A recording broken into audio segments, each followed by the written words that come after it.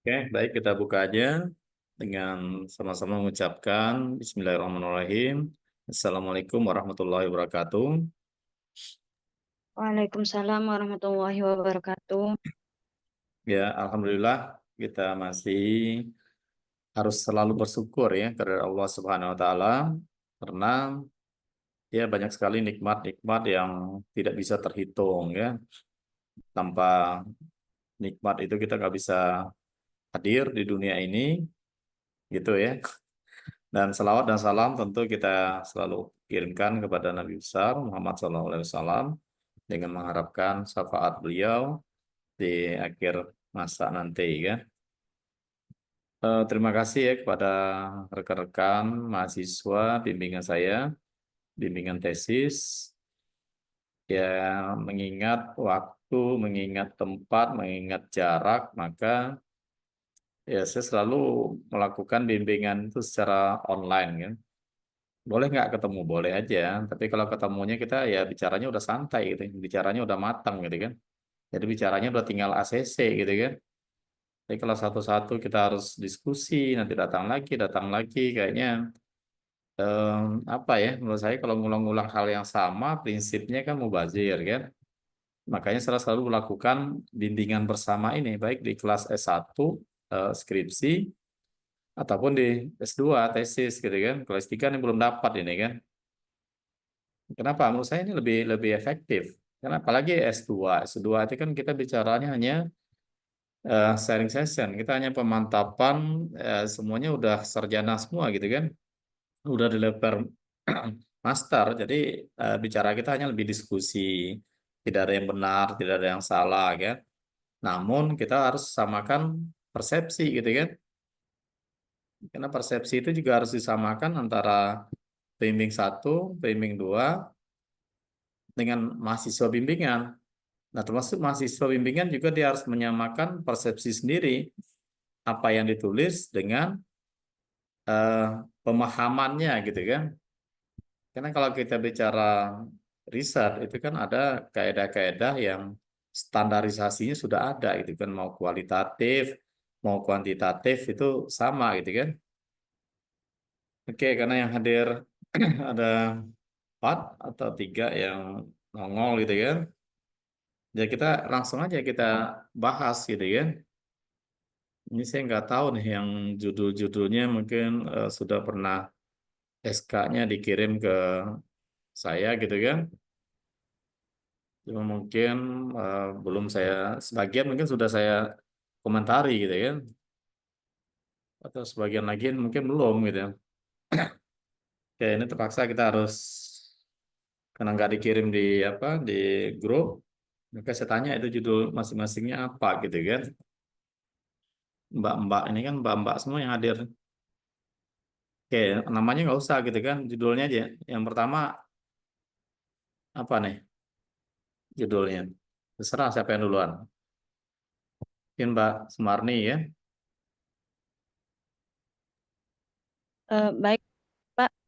Judul saya yaitu Pengaruh Oke. Persepsi Kemudahan. Oh, ini sudah saya respon kan. Ya, Pak. Aha. Terus, Keamanan hmm, dan manfaat manfaat terhadap terhadap minat menggunakan e-wallet. minat ya. Selalu Ya, Pak. menggunakan minat kan. Minat itu belum itu kan. E-wallet kan. Di mana nih di Kota Jambi? Iya, Studinya? Pak. Di Telanai Pura, Kota Jambi, Pak.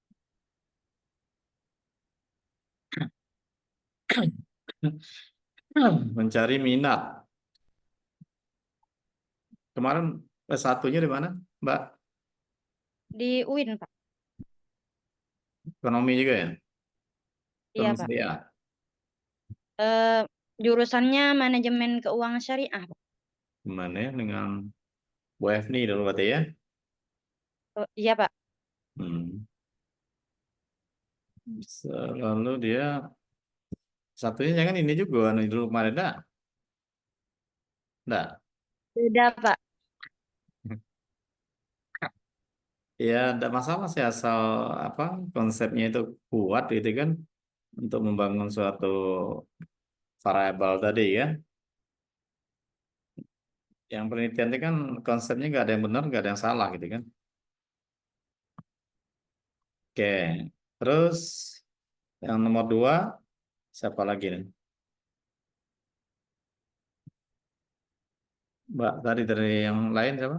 Mbak Wilma lagi. Itu siapa lagi? Tadi siapa? Mbak Sumarni ya? Ya, yang berikutnya. Boleh Mbak Wilma. Pak, judul saya tentang pengaruh NPF, NPL. Terus NPF, CAR, dan FDR apa ini? FDR. Terhadap terhadap pembiayaan murabahah murabahah ya.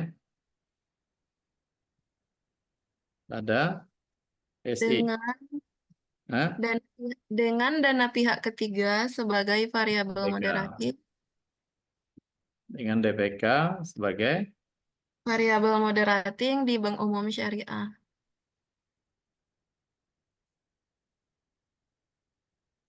di Bank Umum Syariah gitu kan. Ya udah ada ini. Pernah juga saya membimbing apa menguji ini kan. Banyak contohnya kan. Beda apa lah kan. Oke, berikutnya Mbak Naura ya. Yang sudah juga Pak, nih saya review kemarin kan. Udah berubah iya nggak Pak, judulnya? Udah jadi pengaruh nggak? Ya, belum sih, belum kemarin Pak. ya nggak sinkron deh kan dengan yang dibahas. Harusnya kan membangun, ya terserah buat dulu lah judul apa adanya dulu kan. Mm-mm. Ya Pak.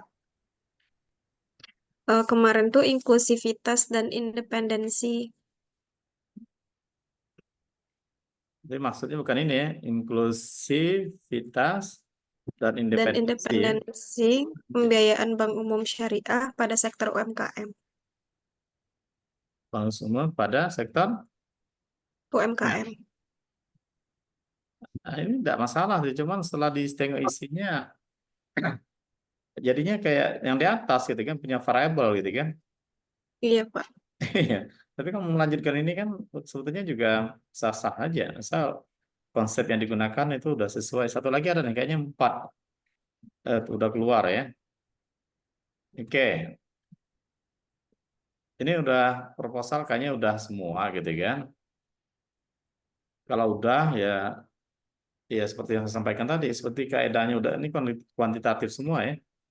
Kalau kaedahnya udah dilaksanakan gitu kan, ya sebetulnya tidak masalah untuk diteliti kan, tinggal dimantapkan karena antara S1 dengan S2 itu bedanya hanya kedalamannya aja.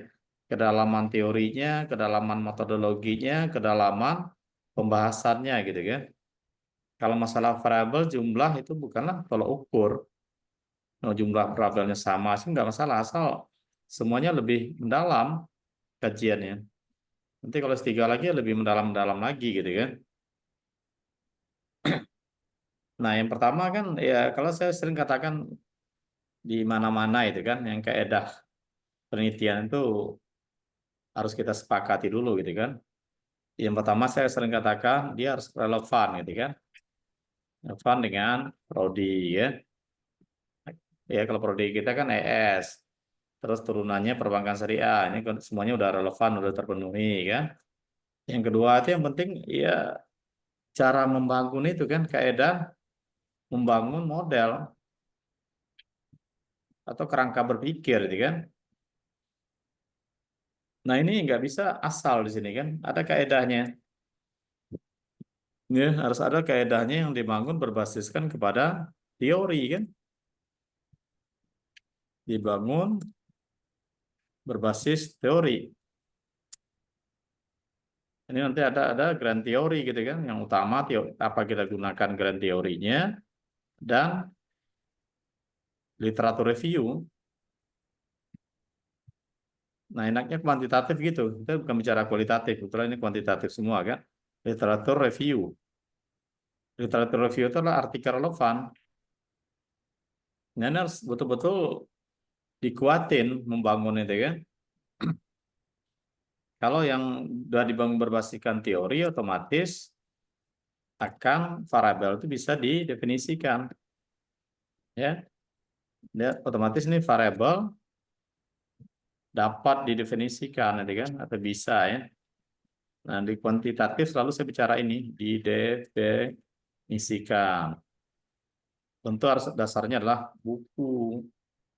Nggak boleh mendefinisikan variabel itu dari artikel orang, karena artikel itu belum menghasilkan suatu teori, belum bisa dia berhak untuk mendefinisikan. Bukan hanya buku, boleh juga ini misalnya dari regulasi, kan? Itu apapun itu kan yang dikeluarkan itu kan oleh lembaga resmi kan. Hingga kita bisa mengatakan bicara-bicara persepsi kemudahan itu apa gitu kan definisinya. Keamanan itu apa, manfaat itu apa, minat itu apa gitu kan.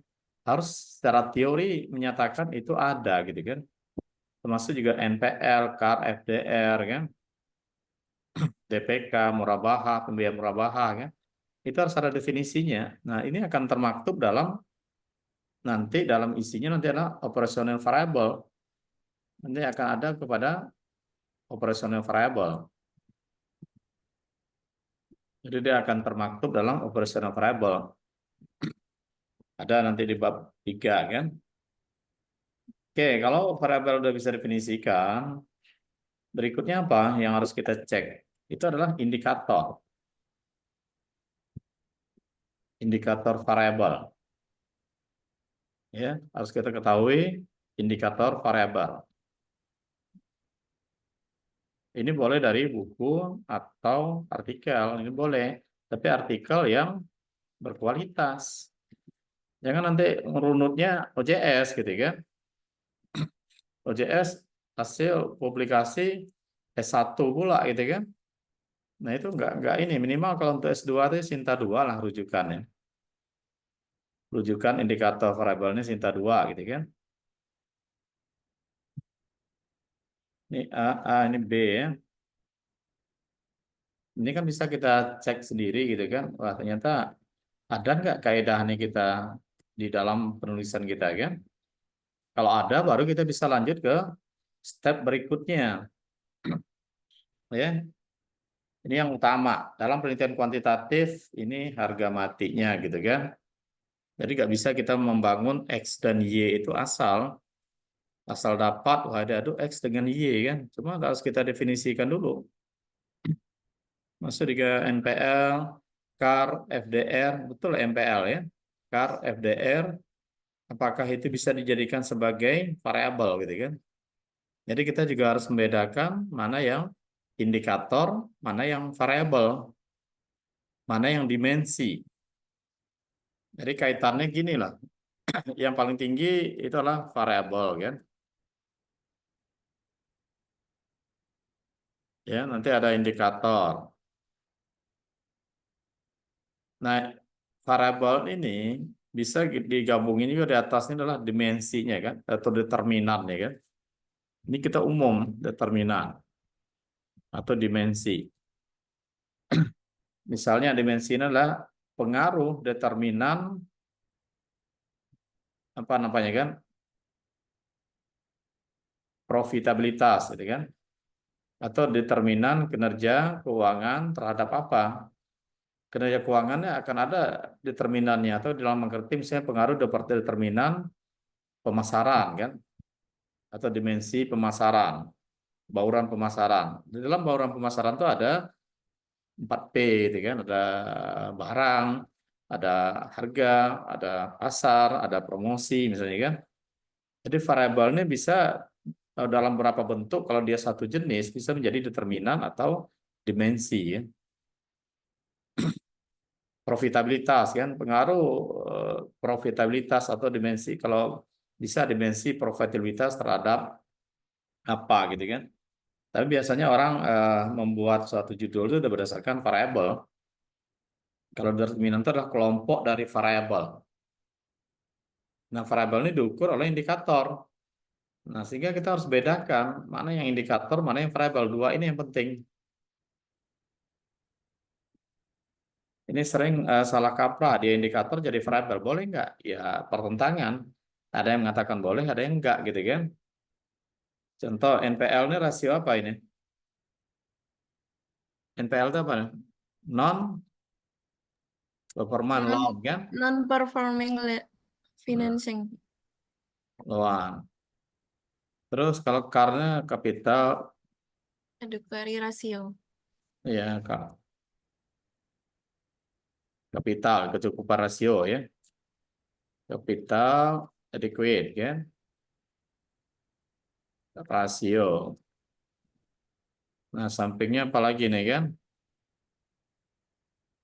Performance FDR-nya apa? Financing to deposit Ya, ratio.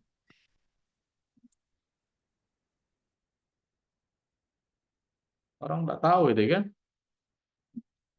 Istilah-istilah ini kan FDR, DPK dan mudah berapa jelas kan? Nah ini apakah dia statusnya sebagai variabel atau sebagai indikator gitu kan?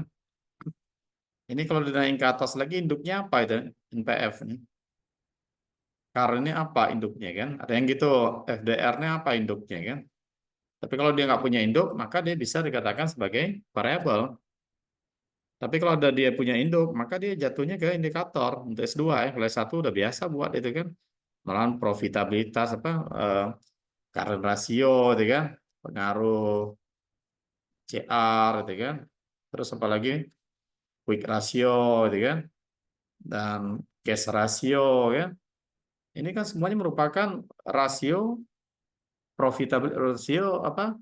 Likuiditas. Variabelnya adalah indikatornya adalah CR, QR dan cash ratio gitu kan. Maka di S2 kita harus membangun konsep ini. Kita harus bisa membedakan dia apakah sebagai indikator atau dia sebagai variabel gitu kan.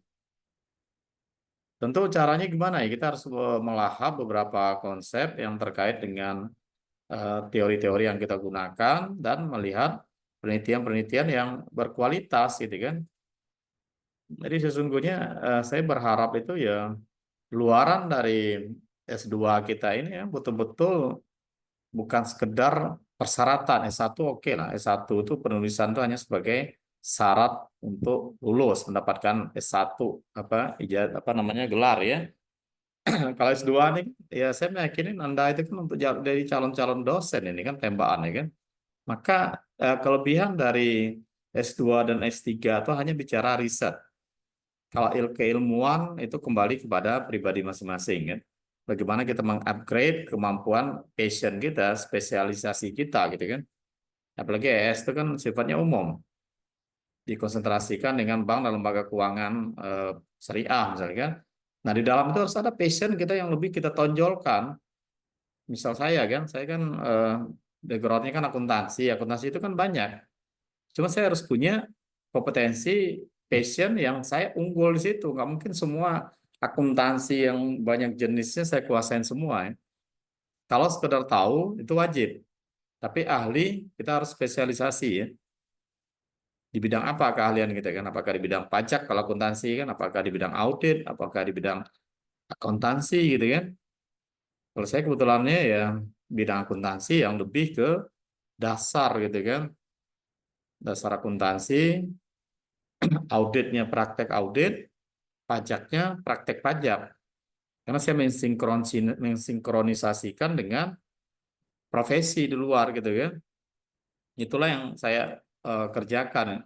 Kalau yang teoritis segala macam ya sekedar tahu tapi tidak ahli gitu kan. Metode itu suatu keniscayaan. Kalau ada minat untuk dosen nanti kan, maka metode penelitian itu harus ya betul-betul dilahap gitu kan. Harus kita selalu belajar dan belajar kan. Itu ya pesan moralnya kan. Nah, kembali ke sini. Kalau udah tiga hal ini sudah terpenuhi, dua namanya, maka dari sinilah kita melanjutkan bicara bagaimana sih membuat membingkai latar belakang masalah kan, LBM atau LB. Jadi jangan sekali-sekali kita tuh membuat latar belakang tanpa adanya pembingkaian atau pemetaan. Harus kita petakan dulu. Kalau ini secara deduktif gitu kan. Kalau kita kuantitatif. Deduktif itu apa? Dari umum ke khusus. Gitu. Jadi nggak bisa kita main buat latar belakang sesukanya gitu kan. Maka itu akan menghilangkan roadmap-nya, menghilangkan benang merahnya. Kita khawatir nanti dia di zigzag, umum, khusus, khusus, umum, atau hal-hal yang tidak relevan kita masukin gitu kan. Jadi tidak ada guideline atau pemetaannya. Nah ini harus kita buat dulu pemetaannya. Apa yang akan kita ceritakan dalam latar belakang masalah? Oke, apakah kita dulu akan berbicara masalah dulu, pemetaan ini dulu, indikasi masalah, identifikasi masalah. Ini boleh kita buat di awal atau belakang. Identifikasi masalah itu sebetulnya ada relevansi dengan di latar belakang masalah. Identifikasi masalah itu isinya adalah penegasan masalah kembali kan, penegasan apa masalahnya. Tentu udah cerita di LBM. Jangan apa masalahnya tapi di LBM nggak cerita, udah ada di latar belakang masalah. Ini ruhnya sebetulnya. Identifikasi masalah ini ruhnya suatu proposal bisa layak untuk diteliti. Nah, ini dulu lah kita sebelum ke sini. Sini nanti tinggal pindah, ya kan? Nah, kita harus tahu juga caranya gimana. Caranya gitu kan. Gampang sebetulnya kalau tahu gitu kan. Dalam penelitian kuantitatif, itu masalah itu dibagi dua. Fenomena masalah atau fenomena gap. Gap teori sama juga kan. Itu dibagi dua ya. Yang kedua adalah riset gap. Ya, ini dari kajian literatur. Jadi dalam penelitian kuanti itu wajib melakukan kajian literatur sehingga kita menemukan gap riset kita atau riset gap kita. Ini kan kuanti semua nih kan. Nah, dalam fenomena apa yang harus kita cari masalah? Itu terkait dengan substansinya. Terkait dengan isu utama kan. Isu utama di mana beradanya? Di variabel Y. Jadi kalau tanya apa fokus penelitian, maka yang kita katakan fokus penelitian itu di Y-nya. Ada apa dengan Y kan? Ada apa dengan Y kan? Kan gampang. Tapi masalah itu kan gap, ketimpangan, kesenjangan yang terjadi dari yang seharusnya dasolen dengan kenyataannya dasen. Ini kita harus bandingkan ada apa dengan Y. Apa masalahnya dengan Y kan? Tinggal nanya aja. Ini juga bisa kita bagi dua lagi gitu, lihat kondisinya. Bisa kita ungkap yang umum dulu ya. Ya, tinggal ditanya. Ungkap umum tuh jika Y tidak jalan, apa efeknya kan? Itu umum.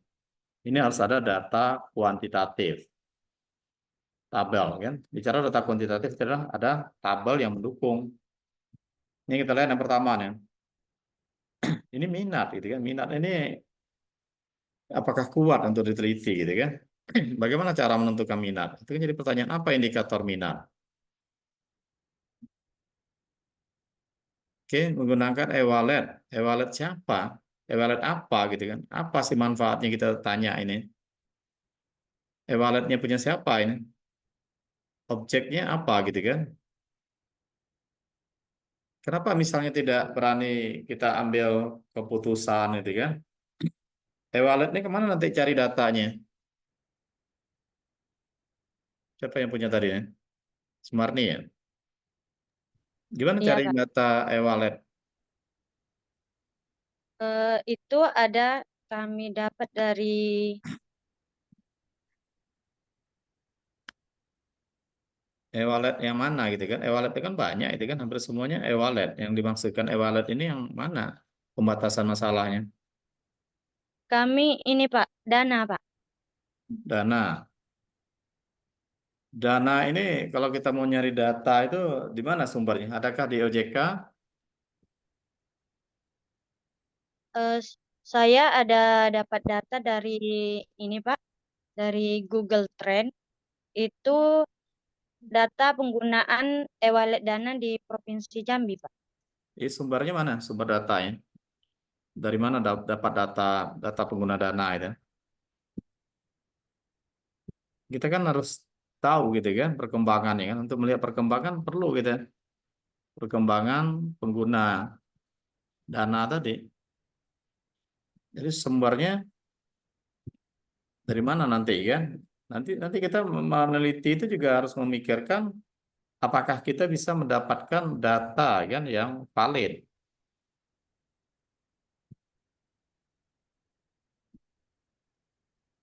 Telanepura, berapa banyak Telanepura? Nanti akan dijadikan informan nanti responden yang akan disebar kuesioner kan itu siapa? Siapa yang kita jadikan responden? Apakah masyarakat biasa aja atau masyarakat yang menggunakan dana gitu kan? Masyarakat umum atau yang sudah jadi pengguna dana? Kalau Betul kan? kami Pak, yang Hmm. ini Pak, yang menggunakan Dana Pak. Nah itu kalau menggunakan dana, datanya dari mana? Pakai ditanyain setelah Nepura itu ada 3.000 masyarakat digedor pintu Pak, yuk guna dana apa enggak gitu kan? Makanya saya Bukan. katakan sumber data itu nanti kan kalau pengguna dana, gimana cara mencari pengguna dana? Berapa populasi nanti? Berapa sampelnya? Kan itu larinya nanti kalau kuantitatif kan. Beda kalau kualitatif. Bisa aja kita insidental gitu kan, nongkrong di situ gitu kan, ngobrol-ngobrol. Kalau ini kan minimal harus banyak gitu kan. Menggunakan metode kita nanti untuk menentukan berapa jumlahnya sampel. Populasinya berapa, kalau diketahui gunakan metode apa sehingga dapat jumlah sampel. Kalau populasi tidak diketahui, maka cari lagi metode bagaimana cara menentukan sampel gitu kan. Jadi itu yang harus dipikirkan gitu kan. Siapa yang mikir ya? Anda lah yang mikir, Anda meneliti kan. Saya kan cuma memantik aja gitu kan. Oke, itu yang harus dipikirkan kan. Apakah nanti akan berubah menjadi keputusan? Kalau udah menggunakan dana, berarti kan dia udah memutuskan. Kenapa kan Anda masih bicara minat di sini kan? Kenapa nggak bicara keputusan, pengaruh persepsi kemudahan, keamanan, dan manfaat terhadap keputusan menggunakan? Kan dia udah memutuskan ya. Jadi kalau belum minat, malah boleh kita kepada masyarakat yang bukan pelanggan dana gitu kan, campur gitu kan. Kan baru minat. Semua orang pasti minat. Tapi belum tentu dia menjadi pelanggan dana atau pengguna dana tadi. Kalau udah mengguna, maka berarti udah dia sudah memutuskan gitu kan. Nah, carilah eh, referensi ya. Saya baiklah yang pertama nih karena masih belum clear ya. Yang nomor dua ini tadi kan PR-nya apakah variabel atau indikator ya. Kalau mau jadikan ini variabel, kalau kuat ya silakan nanti ya. Tapi fokus kamu ini kan lebih ke pembiayaan murabaha gini kan. Murabaha ya. Murabaha itu juga kita harus tahu dulu. Kemudian apa itu murabaha? Kita tujuan untuk mencari yang isu ungkap yang umum tadi kan. Ini pertanyaannya, kalau pembiayaan murabahah itu tidak baik-baik saja, kira-kira apa? Adakah efek umumnya kepada bank umum syariah tadi kan? Siapa punya nih? Bilma ya. Nah gitu caranya. Jika murabahah ini misal ya tidak baik-baik saja kan? Apa efek terhadap bank tadi kan? Kalau perlu bisa dicari efeknya. Ini jadikan data masalah umumnya. Misal murabahah ini kan apa ini murabahah? Saya lupa juga nih. Lagi hasil apa nih? Apa itu murabahah, pembiayaan murabahan? Halo? Akad akad perjanjian penyediaan barang berdasarkan jual beli, di mana bank membiayai atau membelikan kebutuhan barang Itu di tempat bahasa dan gitu Anda tidak boleh lagi nyari nanti. Itu harus di kepala Anda. oh, Seorang peneliti, pastikan dia ahli dari siapapun yang ada di muka bumi ini kan. hmm, Ahli daripada penguji, ahli dari pembimbing, ahli dari siapapun kan. Namanya peneliti itu kan orang yang ahli yang dia harus meneliti, melihat antara dasolen, teori, konsep dengan fakta. Jadi kalau ada tanya murabahah itu udah dalam kepala. Murabahah ya ini Pak gitu kan. Nggak perlu harus definisinya gitu kan. Nah, kalau apakah di bank ini jadi pembiayaan utama gitu kan?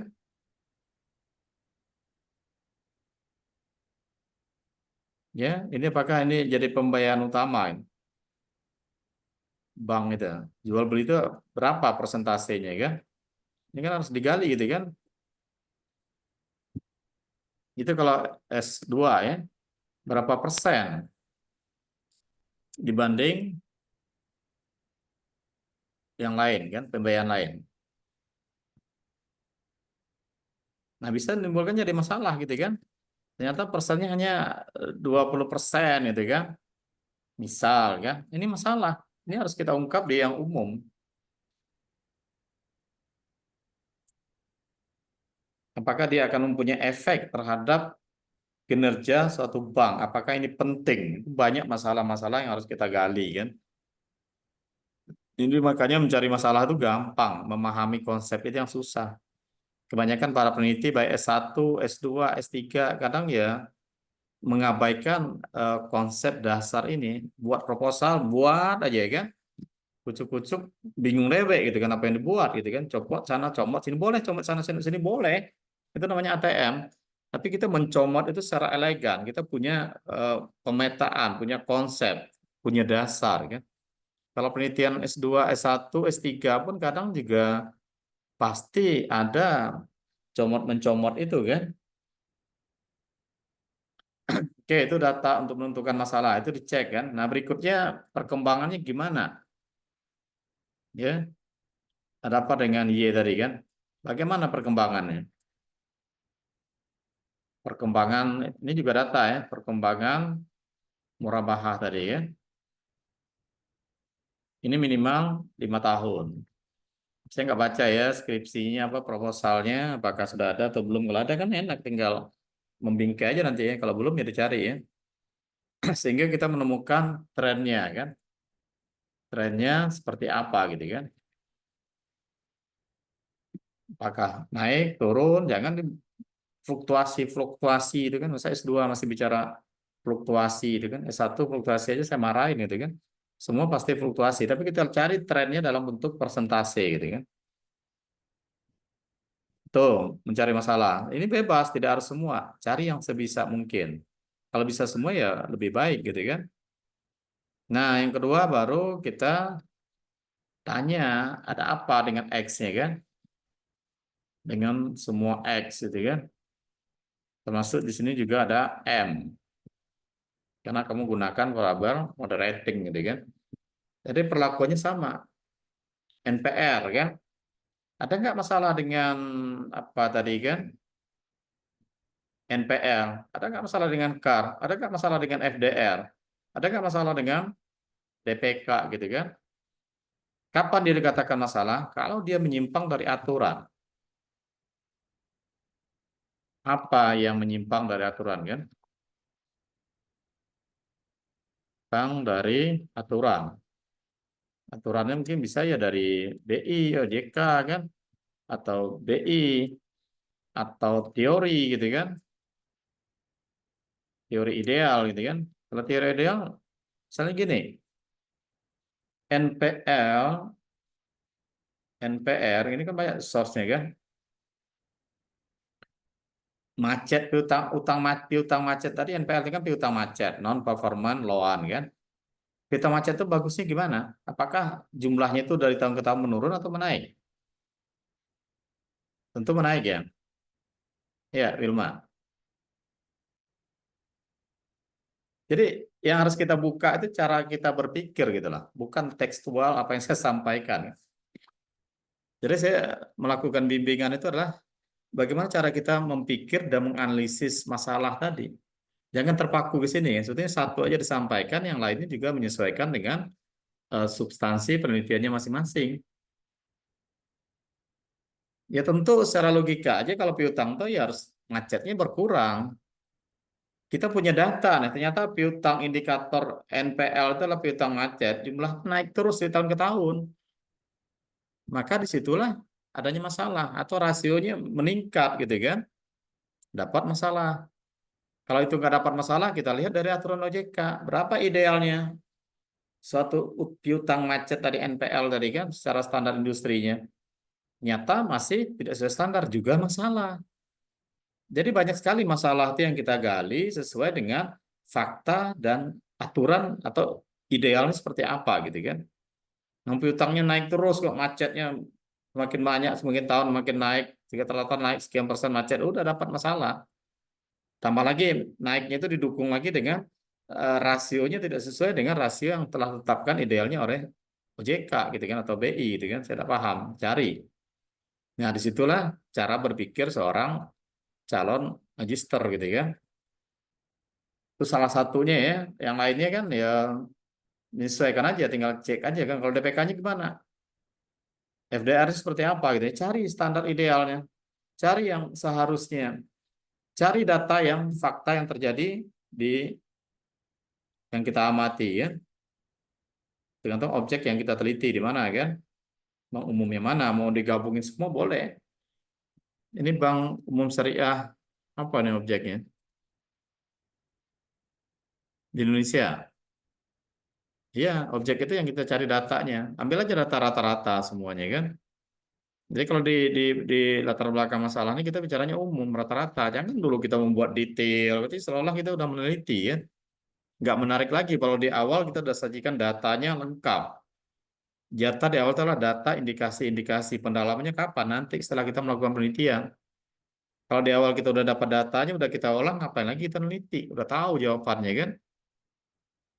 Oke, itu yang lainnya menyesuaikan nanti ya. Sama aja. Berikut baru riset gap. Riset gap ini kan macam-macam. Bisa kita lihat dari gap teori, bisa dari gap metodologi, ya, bisa dari gap hasil, ya. Banyak gap-gap ya. Ini yang membedakan dengan penelitian-penelitian yang sudah dilakukan orang-orang ya. Maka untuk riset gap ini baiknya lakukan kajian literatur, kumpulkan semua penelitian-penelitian yang relevan yang bereputasi ya. Ini cari ya minimal Cinta 2. Kalau bisa ya Scopus gitu kan. Biar penelitian kita itu kuat gitu kan. Jangan yang OJS kan. Pak, nanti nggak ada Sinta 2, bolehlah turun jadi Sinta 3 kan. Tapi jangan turun lagi ke 4 itu kan. Toleransinya sampai 3. Kalau nggak ada juga Sinta 3, berarti penelitian kamu itu nggak bagus, nggak perlu diteliti kan. Orang nggak ada meneliti itu gitu kan. Berarti penelitian kita tuh ngawur gitu kan. Tidak didukung oleh suatu literatur review yang kuat. Kalau penelitian yang udah bagus nih, kalau tentu banyak yang meneliti ya di Sinta 3, Sinta 2 kan. Tapi kalau banyak menelitinya di OJS, berarti itu ya penelitian asal gitu kan. Kalau ketemu gitu gimana Pak? Ya kita revisi kembali. Jangan-jangan variabel kita salah. Ini indikator gitu kan. Makanya harus benar apakah dia variabel atau indikator.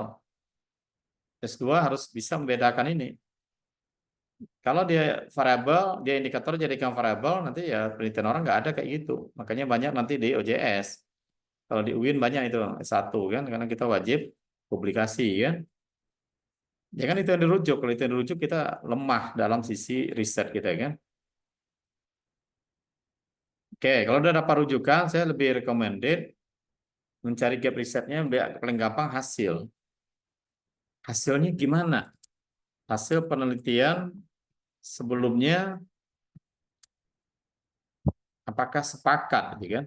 Apakah udah sesuai atau sepakat gitu kan? Kalau sepakat, nggak ketemu kita riset gap.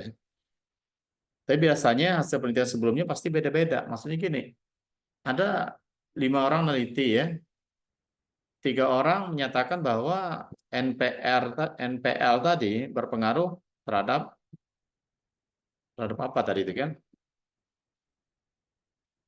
Pembiayaan ya, terhadap pembiayaan. Oke, NPL berpengaruh terhadap pembiayaan kan? 3 orang. Terus 2 orang lagi nyatakan hasil penelitiannya NPL tuh tidak berpengaruh gitu kan? Nah di situ ada gap.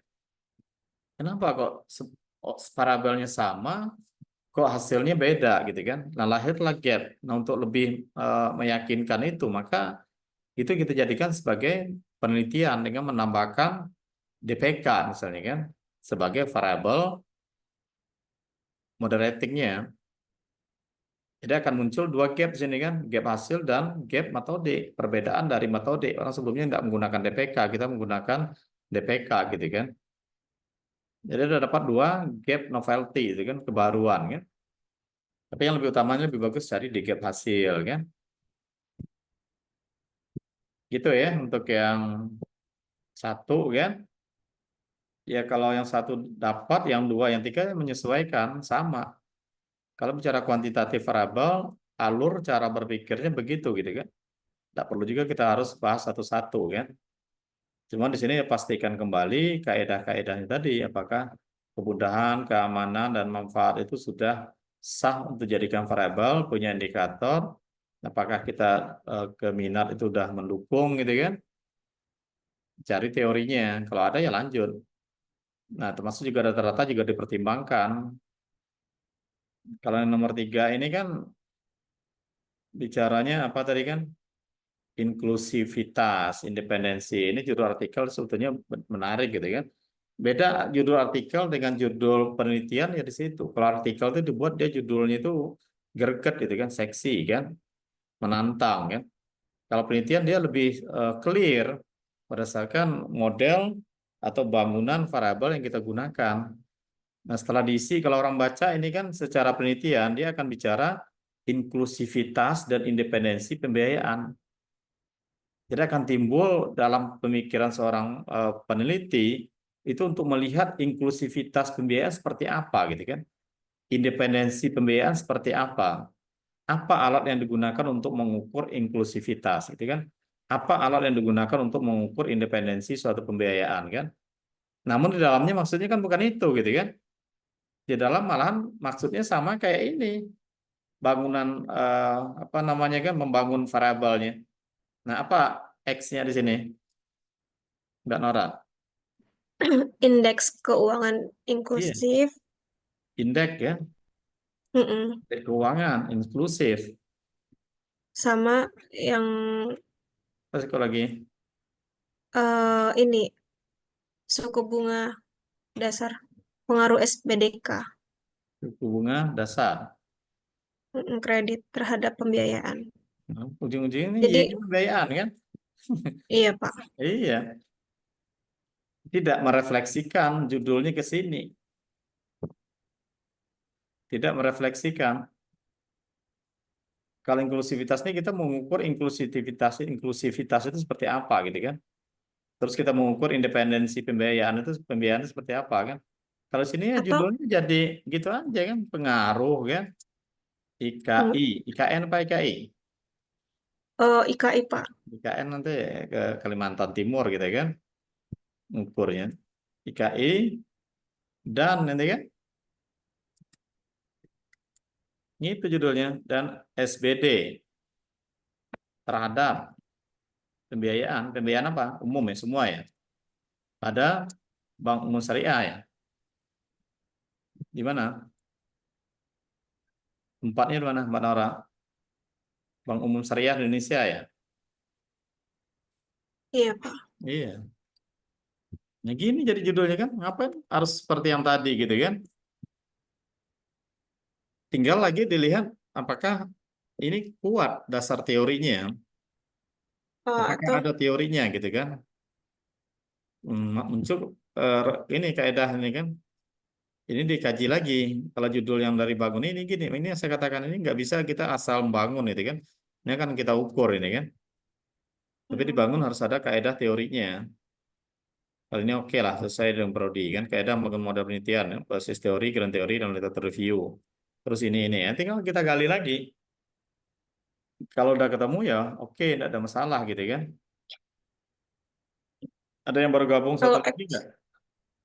Ya, Mbak Nora, ada yang Oh, mau kalau tanyakan? X1, X-nya boleh satu aja nggak, Pak? Tapi Iya, kamu analisis nanti dikit nanti kan.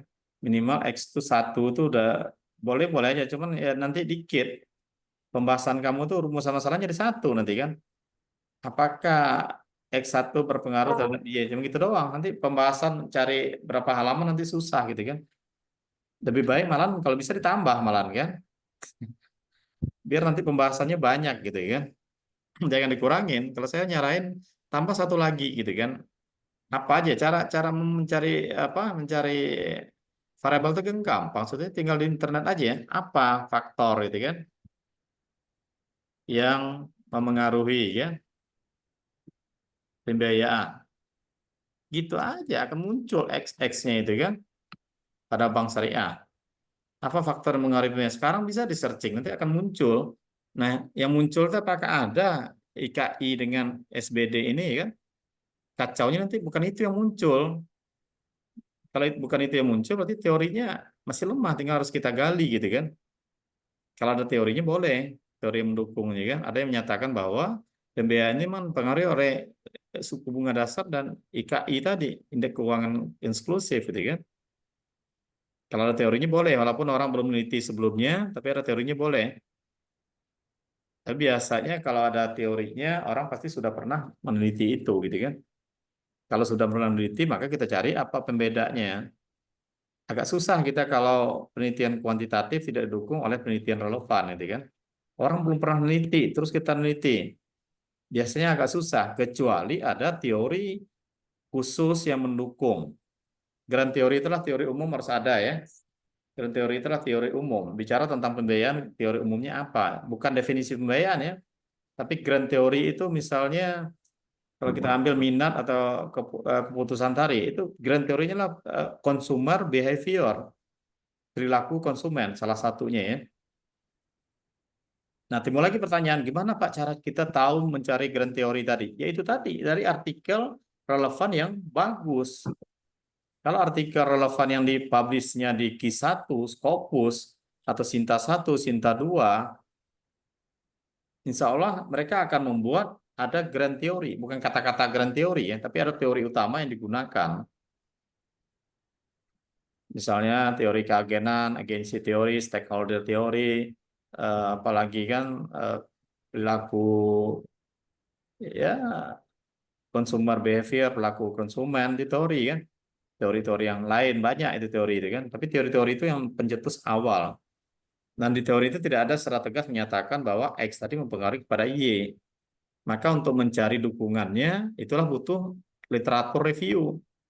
Tidak ada kata-kata NPR itu akan berpengaruh terhadap Y atau NPR itu akan memengaruhi terhadap pembiayaan.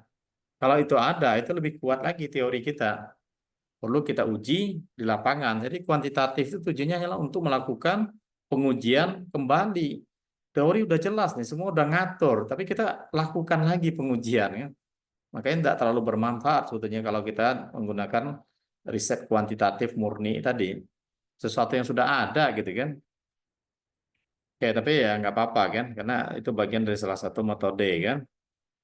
Malah Mbak Naura sarannya ditambahin ya, satu lagi.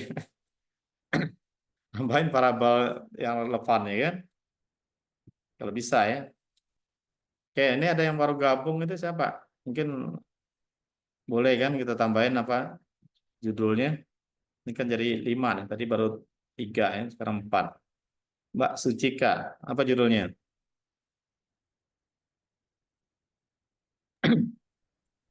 Judul kami, Pak, analisis pengaruh ekspor, Ini pengaruh aja, nggak perlu lagi pakai analisis nih. impor, nilai dan tingkat. Iya, Pak. Pengaruh ekspor, Analisis pengaruh ekspor, impor, nilai tukar, dan banyak. tingkat inflasi. Nilai tukar, apa lagi? hilang deh. Inflasi terhadap bla bla bla, orangnya hilang ya. Oke. Nah, ini banyak malah variabelnya. Ekspor, impor, nilai tukar, inflasi terhadap bla bla bla bla kan. Apakah boleh teliti nih ya? Semuanya boleh diteliti. Nggak perlu lagi ditambah lagi ya analisis kan, langsung aja pengaruh. Kalau pakai analisis sih nggak ada larangan juga kan. Tapi ngapain kan? Nggak lazim menggunakan analisis untuk kuantitatif kan. Kalau kualitatif ya. Nah ini tinggal dibangun nanti ya. Apakah apa relevannya dengan prodi gitu kan? Dia dikatakan relevan dengan prodi. Syaratnya adalah yang pertama objeknya ada nuansa syariah kan? Bapak maaf Pak, sinyal kami lagi gangguan Pak. Iya lanjut. Apa tadi? Analisis pengaruh ekspor, impor, nilai tukar, dan tingkat inflasi terhadap cadangan devisa Indonesia periode 2018 sampai 2023 Pak. Cadangan devisa Iya Pak. Indonesia kan? Nah Iya Pak. pertanyaannya kayak tadi. Apa hubungannya dengan syariah? Nah? Jangan kita harus punya ciri khas. Hubungan. Iya, kalau di judul nih nggak ada, jadi cari-cari situ kan. Makanya saya jelasin dulu, saya terangkan dulu ya. Iya Pak. Dia dikatakan punya relevansi dengan syariah. Yang pertama objeknya ada nuansa syariah. Bank umum syariah ya ada, gitu kan. Ini termasuk juga yang tadi nih, yang atas nih kan. Ini juga dipertanyakan hubungannya dengan syariah apa, ekonomi syariah apa, di mana syariahnya gitu kan. Kecuali objeknya kamu tukar dana syariah. Kecuali objeknya kita tukar dengan lembaga-lembaga keuangan dan non bank syariah, ya. Ini juga dipertanyakan ya syariahannya, kan.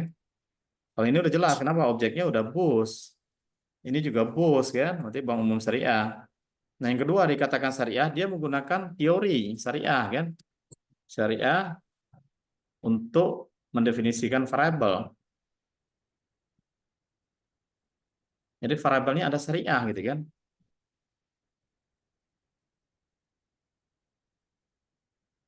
Ada teori untuk mendefinisikan variabel ini syariah. Kalau ini dapat banyak syariahnya kan, inklusi keuangan apa tadi? Jadi pembiayaannya dapat syariah deh kan, terhadap pembiayaan syariah. Nah nomor 1 dan nomor 4 belum ketemu syariahnya kan, belum ada syariahnya. Sama dengan yang ini kan.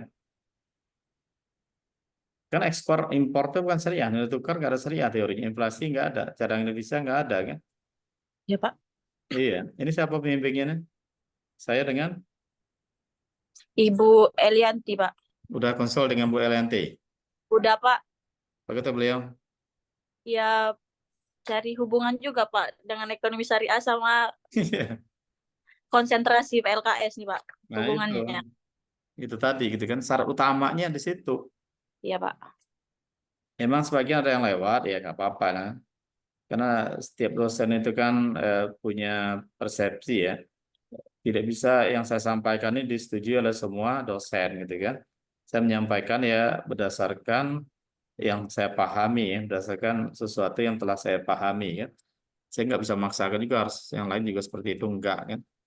Cuma saran saya di situ, karena nanti waktu dipertanyakan pas ujian, sempro dan segala macam, nanti bingung, nggak boleh bingung. Karena memang nggak ada hubungan gitu. Maka solusinya apa? Ini solusinya gampang aja solusinya kan. Tambahlah 1, ini kenapa ini kan cadangan devisa utility apa manfaatnya ini kan? Cadangan devisa terhadap cadangan devisa. Ini ada nggak korelasinya secara teori kan? Ada nggak orang meneliti ini sebelumnya kan? Inflasi terhadap cadangan devisa. Kenapa sejauh ini amat menelitinya gitu kan? Dulu satunya di mana? Di UIN Pak. Ini juga judulnya. Judul. Ya udah nggak usah dipikirkan. Yang lalu itu biarlah berlalu kan. Tinggal kita pikirin ini kan. Jadi kaidahnya sama kayak tadi ya. Tetap kaji dulu kaitan-kaitan ini kan. Oke, saya pikir ini clear. Kalau udah dapat, kita kan udah tahu cara mencari masalah, kan tinggal kita bagaimana membangun, membuat latar belakang masalah. Kalau ini udah dapat, ke sini itu memang gampang lagi. Tinggal yang susah itu kan Anda mencari di sini. Kalau udah dapat identifikasi masalahnya apa, gap risetnya apa, tinggal pemetaan. Pemetaan itu gampang. Apa yang harus dipertahankan? Yang pertama ya gambaran umum, kan? Bisa substansi, bisa sektor atau objeknya kan, nasional kan. Kalau bank itu paling gampang bicaranya. Bicara aja tentang kalau judul bank kan, bicara aja tentang ini kan, perkembangan bank gitu kan, bank syariah, perkembangan BUS. Bicara aja tentang kontribusi BUS kan terhadap perekonomian. Misalnya gitu ya. Ini kan kita lihat dari objeknya kan, dan lain-lain ya. Penting dia umum-umum aja, tidak ada aturan, tidak harus semua kan. Yang kedua baru bicara fokus penelitian. Apa fokus penelitian? Ya variabel Y yang tadi. Apa pentingnya kan? Penting atau kaitannya kan? Kaitan dengan peradab tadi kan? Atau dengan yang di atas tadi. Dengan perkembangan BUS kan? Dengan perkembangan BUS atau ekonomi ya, tapi ini lebih ke BUS, lebih nyempit ya kan? Apa pentingnya kan? Terus ya kita harus definisikan, jelaskan sekilas kan, definisi ya, misi dan indikator. Nggak usah ceritanya banyak-banyak kan, apalagi ceritanya tentang bursa saham nggak ada hubungan. Ketiga baru bicara variabel pendukung ya, variabel X ya, semuanya kan, ini sama kaitannya juga kan. Kalau bicara variabel X ini ya kita buka lo kaitan dengan Y, terus jelaskan lagi definisi kan. Nah, karena ini data sekunder, baiknya dalam setiap ini kita udah tampilkan itu kan data itu kan.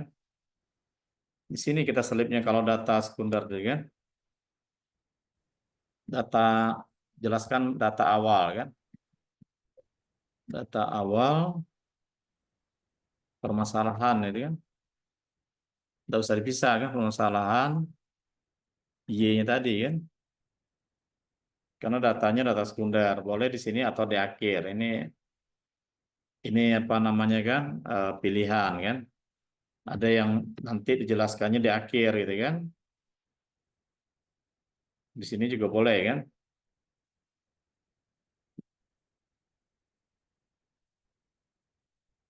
Yang menunjukkan masalah tadi kan. Beda dengan nanti yang mbaknya yang data primer, kuesioner, nggak seperti itu kan, beda dia nanti kan. Kalau data primer, di 4 ini dia jelaskan objek penelitian. Penelitian itu khusus data kuesioner kan. Makanya tadi saya tanya tempatnya di mana gitu kan, yang mau kita teliti kan. Ini khusus, tapi yang data sekunder nggak perlu kan. Nah, nomor 5 ini baru bicara penelitian tadi, gap riset kan. Atau fenomena boleh. Fenomena gap. Ini alternatif. Gap riset dulu. Apa fenomena masalah? Ini kalau di kuesioner kan. Ini yang kuesioner. Kalau yang data sekunder, pilihan. Data sekunder, opsi kan. Apakah dijelaskan di atas atau di sini gitu kan. Nah, baru yang terakhir, kalau gap riset sama. Apa gap riset tadi kan.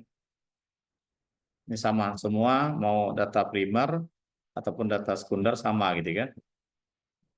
Dengan bedanya di sini tadi nomor 3, nomor 4 kalau data primer dia jelaskan objeknya. Kalau penelitiannya di misalnya data kuesioner kan, kita nyebar kuesioner, maka kita jelaskan objek tempat kita anu tadi kan, apa namanya, menyebarkan kuesioner gitu kan. Ini jelaskan objeknya sekilas tentang ya profilnya ya kan, profil usaha dan lain-lain. Perlu juga data misalnya kan, data pendukung kan. Misalnya nasabah kalau kita dapat kan, omset kan, ya dan lain-lain lah apa yang kita dapat kan. Ini hanya khusus data kuesioner. Kalau penelitian kita datanya menyebarkan angket kuesioner kan. Tapi kalau kita data sekunder, pilihannya ada dua. Boleh langsung masalah itu kita selipkan dalam setiap kita bicara variabel, atau khusus nanti kita jelaskan di bawah ini. Data-data yang mendukung masalah dari setiap variabel. Jadi kalau kita jelaskan di bawah, di atas nggak usah. Data sampai kita hanya menjelaskan ini aja, definisi dan indikator kan. Ini opsi gitu kan. Ini opsinya bebas. Sama kayak ini. Ini juga opsi kan. Karena di sini masih kilaf, ada terjadi pertentangan ya. Ada yang di atas, ada yang di bawah gitu kan. Tapi kalau yang dasar kuesioner udah oke kan. Gitu. Nah, kalau udah kayak gini kan udah selesai. Sesuaikan aja nanti dalam panduan tesis itu apa. Batasan masalah ya tinggal batasi. Batasi itulah sesuatu yang tidak disebutkan di judul. Kalau udah disebutkan di judul kan udah terang benderang, ngapain lagi dibatasin? Batasan itu bisa kita membatasi eh, objeknya, membatasi tahunnya kalau udah disebutkan, membatasi indikatornya, ya itu boleh kita sebut batasan. Tapi kalau udah disebut di judul, tidak perlu lagi dibatasi. Terus identifikasi masalah, ya kan langsung tadi udah ada. Identifikasi masalah itu kan menyimpulkan kembali. Ini kan, ini kita jelaskan kembali pakai poin 1 apa, 2 apa, 3 apa kan. Intinya lah fenomena gap terhadap variabel Y, X, termasuk M, dan reset gap. Jadi nomor 1, 2, 3, 4, 5, dan 6 dan seterusnya kan. Gap reset, tinggal kita simpulkan aja bagaimana gap reset yang kita jelaskan di sini. Itu jadi identifikasi masalah. Nah, yang terakhir rumusan masalah. Ini kan paling gampang. Tinggal dibuat aja itu kan sesuai rumusan masalah itu kan sesuai model atau kerangka berpikir panah-panah itu loh. Yang kita bangun kan. Panah-panah. Jadi panah-panah itu akan menjadi rumusan masalah. Misalnya gini. Apakah, itu kan selalu apakah kalau kita bicara kuantitatif. Apakah apa tadi kan NPL, saya buat aja lah X1 berpengaruh signifikan gitu kan terhadap Y pada bla bla bla gitu kan gampang itu. Nomor 2 tergantung berapa banyak X-nya. Nomor 2 apakah variabel X2 gitu kan. Kalau cuma 2 variabel 2 aja. Nomor 3 apa? Kalau kita mau secara bersama-sama apakah variabel X1 dan X2, jangan ditulis X2 ya. Ada juga yang S1 saya jelasin gini, pasti proposal ditulisnya kayak gini gitu kan. Dan seterusnya gitu kan. Gampang kan? Tujuan yang ngikutin, yang lainnya ikut aja pedoman. Metode ikutin, standarnya ada, kita mau pakai apa kan sesuaikan dengan tesis kan, dengan pedoman tesis. Teori itu bab 2 itu ya, intinya ada grand teori. Itu yang wajib yang pertama kan, yang lainnya baru lain-lain kan. Bukan definisi setiap judul kan. Teori ini sesuai apa? Sesuai buku pedoman aja ya. Nah, jadi yang perlu berpikir tuh hanya di sini gitu kan. Di cara membangun ini. Di sini yang harus clear. kaedahnya harus clear, cara mengidentifikasikan masalah harus clear, cara membingkai latar belakang masalah. Dan ini boleh kita ngutip. Kita bicara misalnya tentang perkembangan bus, karena harus ada data.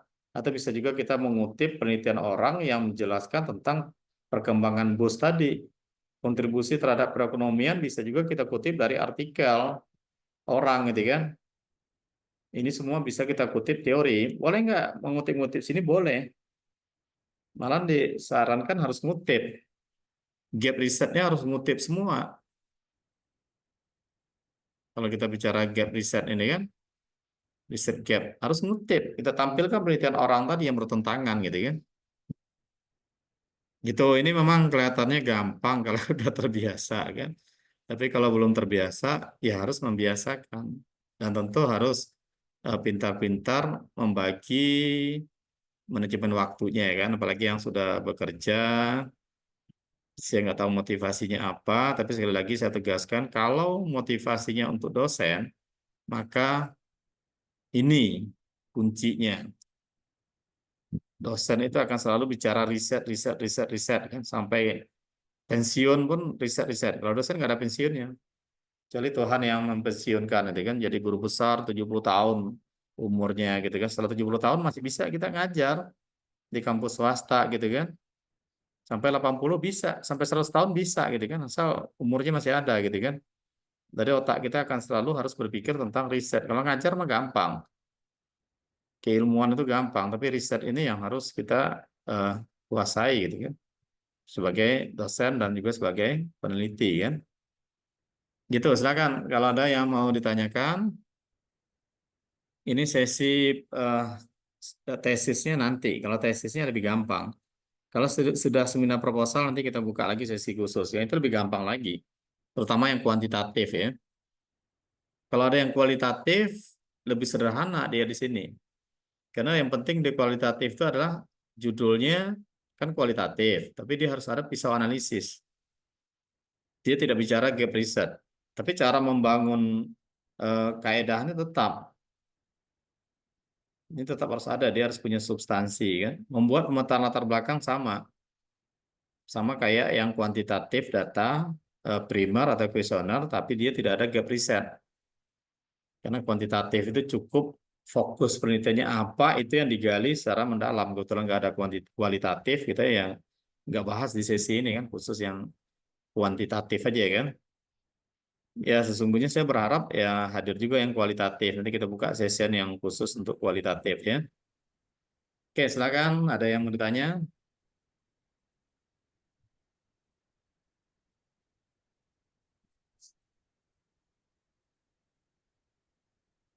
Ada pertanyaan? Iya Pak, terkait judul kami tadi Pak, Hmm. itu kami kalau nak menghubungkan ke ekonomi syariah atau konsentrasi PLKS, itu yang kami rubah variabel X-nya atau kami tambah jadi cadangan devisa Indonesia terhadap cadangan devisa Indonesia dalam perspektif ekonomi Ya, Islam. kuantitatif itu tidak ada pakai perspektif tuh tidak menyelesaikan masalah itu kan. Itu kayak S1 gitu kan. Gitu. Tidak ada perspektif dalam ini kuantitatif gitu kan. Ya caranya tambah variabel syariahnya. Cuman ya tetap juga dikaji faktor-faktor yang mempengaruhi cadangan devisa itu apa gitu kan. Saya baru dasar lahirnya model penelitiannya apa gitu kan. Harus dibangun dulu apakah cadangan devisa itu betul dipengaruhi oleh ekspor impor, nilai tukar dan seterusnya kan. Terus apakah ada orang meneliti seperti itu gitu kan. Nah, teori apa yang digunakan kan? Untuk mensyariahkan ya karena bicara cadangan devisa agak susah kita memasukkan unsur syariah kan. Karena tidak ada aura syariah di sini. Dari sisi objek ini tidak bisa kan. Kecuali dia misalnya ada kemarin ini juga dia pengaruh IPM kan terhadap kemiskinan. Nah, itu kan sifatnya kan umum juga ya. Jadi kemiskinan Iya itu Pak. ditambah variabelnya ada ini inklusi keuangan syariah. Jadi IPM, apalagi dia kemarin lupa saya kan. Tapi ditambahin ada inklusi keuangan syariah gitu kan. Terhadapnya kemiskinan masih relevan kan. Karena kemiskinan bisa aja dipengaruhi oleh dia pertumbuhan ekonomi kemarin kan, pengaruh pertumbuhan ekonomi, terus IPM kan, indeks pembangunan manusia. Nah, dan disarankan, saya sarankan tambahin inklusi keuangan syariah gitu kan. Terhadapnya kemiskinan, kemiskinan kan umum juga gitu kan. Jadi bisa nilai syariah itu muncul di variabel.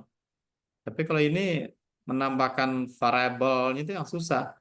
Variabel syariah apa yang bisa mempengaruhi cadangan devisa gitu kan? Nah, itu harus dicari lagi artikel relevannya. Jadi tidak bisa kita langsung mengatakan dalam perspektif ekonomi syariah itu kan aneh gitu kan. Ada juga judul yang aneh, saya bingung juga gitu kan. Pengaruh apa teori ini kan teorinya kualitatif gitu kan. Eh, Analisis strategi camat gitu kan, saya sebut aja kan.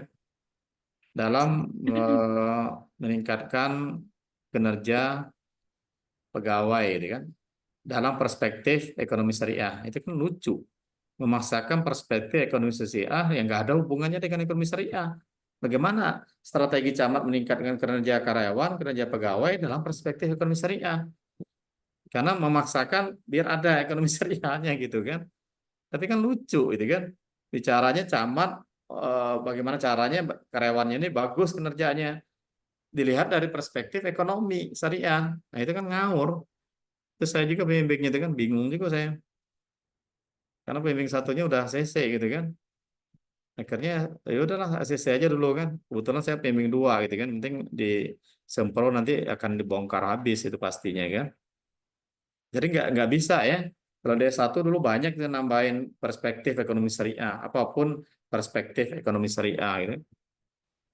Tidak menjadi dia syariah, tapi menjadi dia ngawur jadinya kan. Karena kajian syariahnya bukan di situ gitu kan.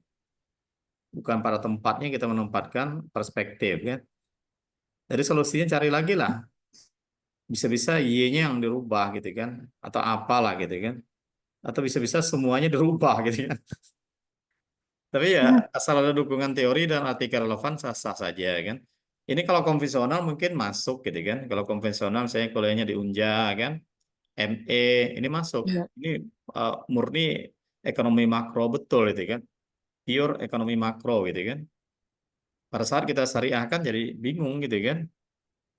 Dari mana kita insert nilai-nilai syariahnya tadi, ekonominya. Jadi dicari lagi lah ya. Iya, Pak. Oke, yang lain saya mau tanyakan. Yang penting cara berpikir Anda itu bisa dapat gitu kan. Apapun yang diteliti, kalau alur berpikirnya itu udah benar gitu kan, tidak ada penelitian yang salah. Kalau udah benar, udah sesuai ini kan, ini udah relevan dengan prodi. Kaidah membangun modelnya udah benar juga, variabelnya udah oke, indikatornya oke gitu kan. Ya kalau bahasa membingkai ini ya lebih kurang, ini banyak perspektif gitu kan. Yang penting yang jelas masalah. Kalau di sini pun ngawur ngidul masih diterima lah untuk tatanan kita kan. Tapi di sini usahakan itu clear gitu kan. Ada masalahnya. Karena kalau tidak ada masalah ya tidak perlu diteliti. Tidak akan ada proposal tanpa masalah gitu kan. Tidak akan ada penelitian tanpa masalah. Nah, cara membingkai masalah kan gampang. Fenomena gap, inilah cara-caranya. Riset gap, begini juga kan. Ini kalau di kuanti ya, kalau di kuali agak beda dikit. Cuma lebih ribet, bukan lebih ribet, sebetulnya lebih enak sebetulnya kan. Kita meneliti itu udah terukur kalau di kuantitatif kan. Semuanya serba terukur, semuanya punya referensi, punya teori kan, punya metode. Kalau ini udah clear untuk pembahasan itu butuh 1 jam aja selesai. Kenapa? Yang ngolah nanti kan statistik. Mau pakai SPSS, mau pakai EViews, mau pakai IMOS, mau pakai PLS. Semuanya statistik kan, mau pakai stata gitu kan. Dan hasilnya udah dikeluarin oleh statistik. Tinggal kita bahas aja dikit. Nah, bahas nanti kajiannya beda nanti. Sharing sessionnya kita buka khusus nanti kan. Oke lah, Nda. Nanti apa namanya kan? ini dulu, nanti kita agendakan lagi. Kita agendakan lagi di next sharing sessionnya gitu ya. Saya akan bukan coba ya, saya rencananya akan ngelakuin sharing sessionnya tiap minggu gitu kan. Baik S1 ataupun S2 kan. Itulah bentuk ya keterbatasan saya untuk membimbing satu-satu gitu kan. Boleh ketemu satu-satu boleh, tapi udah 90% gitu kan. Jangan nol baru bimbing, nah, itu capek. Baca dulu. Nanti kalau nggak paham boleh ditanya via WA atau di grup gitu kan. Yang pasti ini akan saya share ke teman-teman yang lain. Ya mungkin dia ada uzur, tidak bisa datang, tidak bisa hadir pada kesempatan ini kan. Dan nanti boleh ditonton aja kan. Oke, sip lah ya. Saya pikir untuk hari ini sekali lagi terima kasih atas perhatiannya. Mudah-mudahan ini bisa memberikan manfaat dan cepat selesai. Tidak harus perfecto kan. Yang penting adalah berproses gitu ya. Kayak kamu stres itu, wah ini berat amat apa Pak menjelaskan harus begini-begini. Tidak harus diikuti semuanya. Tapi tetap dijalanin prosesnya semampunya, seoptimalnya gitu kan. Oke? Ya, saya rasa cukup ya. Kita akhiri dengan sama-sama membaca hamdalah. Alhamdulillahirrahmanirrahim. Wassalamualaikum warahmatullahi wabarakatuh. Waalaikumsalam Waalaikumsalam warahmatullahi wabarakatuh.